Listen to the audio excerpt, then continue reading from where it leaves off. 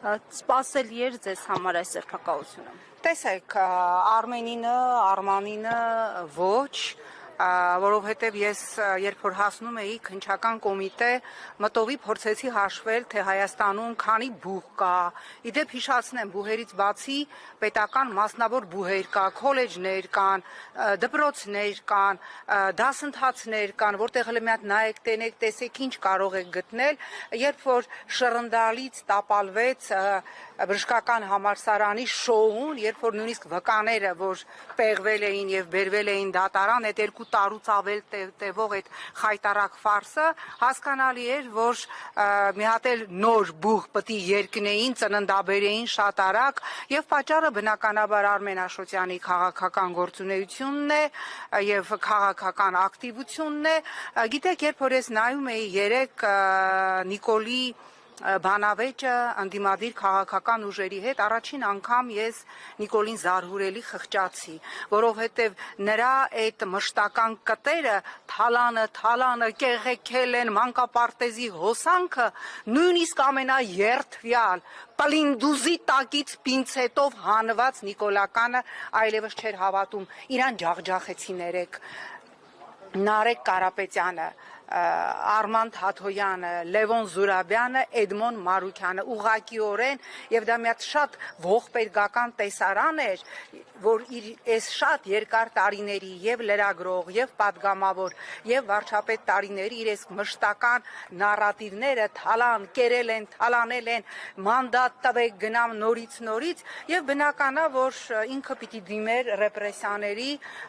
որովհետեւ իրեն այլ գործիք չի մնացել, քան ընտրություններից 40 նախ այս ամբողջ ընթացքի իր պաշտոնավարման եղել է ռեպրեսիաներ, երբ որ ինքը երեք խոսում էր, որ Հայաստանում քաղաքական բանտարկյալներ չկան, երբ որ խոսում էր, որ ով վարչական ռեսուրս կիրառի իմ անձնական թշնամին է, ուրեմն դու քո ինքդ քո անձնական թշնամին ես, որտեղ համատարած վարչական ռեսուրս է եւ մարդիկ բերման են ենթարկվում ու չեն էլ թաքցնում շատերը, բնականա, որ ինքը դիմելու էր այս գործողությունների, նույնը Արման Սահակյանի մասով աբսուրդ է, էլի, ասենք Արման Սահակյանին, ես Արմանին լավ եմ ճանաչում, ինչ որ բաների մեջ մեղադրելը,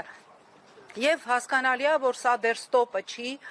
դեռ այսօր եւ վաղը կա, դեռ ընտրության օրը կա, ես ավելի քան վստահ եմ, որ ինքը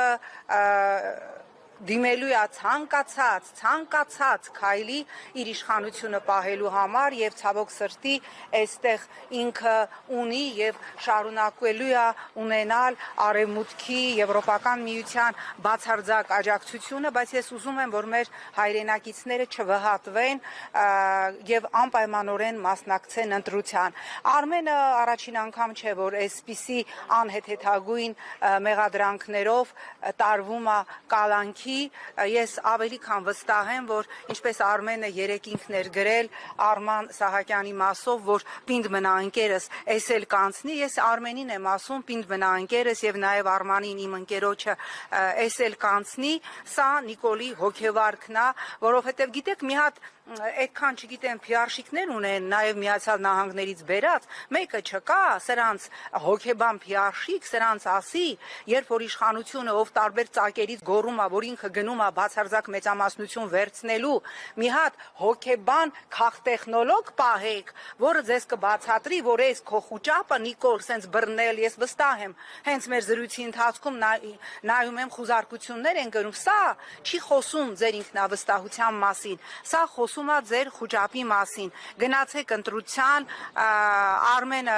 սա էլ ուրեմն կհաղթահարի, որովհետև ինքը ուժեղ է եւ մեր մյուս բոլոր գործընկերները, ովքեր կալանքի տակ են, պարզապես շատ կարեւոր փուլ է այս առաջիկա օրերը եւ նաեւ ընդդիմության համակարգված գործողությունները շատ կարեւոր են լինելու հասկանալու համար ընդդիմությունը պատրաստ է համակարգված գործողություններով դիմակայել մեռնող իշխանության վերջին շնչին, ով ցավոք սրտի գազազած կծելու է, ճանգրտելու է, ինչ ասես անելու է, բայց մենք երեք տեսանք Նիկոլի տապալված բանավեճը, որ նույնիսկ նրա կլասիկ լրբությունը այլևս չանցավ եւ նա ոչինչ չուներ հակադարձելու փաստերին, բացի իր մշտական այդ կոդերից ինձանից թալանը կերել են, թալանել են, նստելու են, ինձ մանդատ տվեք գնամ նստացնեմ, բացի դրանից, որը դատելով արձագանքներից եւ դատելով նաեւ նիկոլական սեկտայի մեծագույն հիասթափությունից տապալվեց։ Տիկին Զոհրաբյան, նախորդին բանավեճի ընթացքում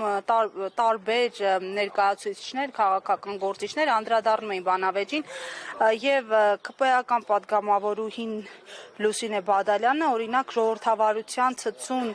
նշան է համարում այն, երբ հաղորդավարը հրամայում է լռել վարչապետին, ընդհատում է, անջատում է միկրոֆոնը, այսպես է գրել, կեցցե իրական ժողովրդավարությունը, կեցցե հավասարությունը, կեցցե իրական Հայաստանը։ Ես հույս ունեմ, որ երբ որ այդ տիկնոջ եւ մնացած բոլորի պատասխանատվության ժամը կգա եւ իրանք կկանգնեն բոլորը, իր քաղաքական թիմը, բոլոր նրանք, ովքեր մեղսակից են այս 8 տարվա ողբերգությանը եւ հանցագործություններին, կկանգնեն դատարանի առջև, հույս ունեմ, որ դատարանի ցանկացած վճռի դեպքում եւս այս տիկինը կասի կեցցե արդար դատարանը եւ կեցցե իրական ժողովրդավարությունը։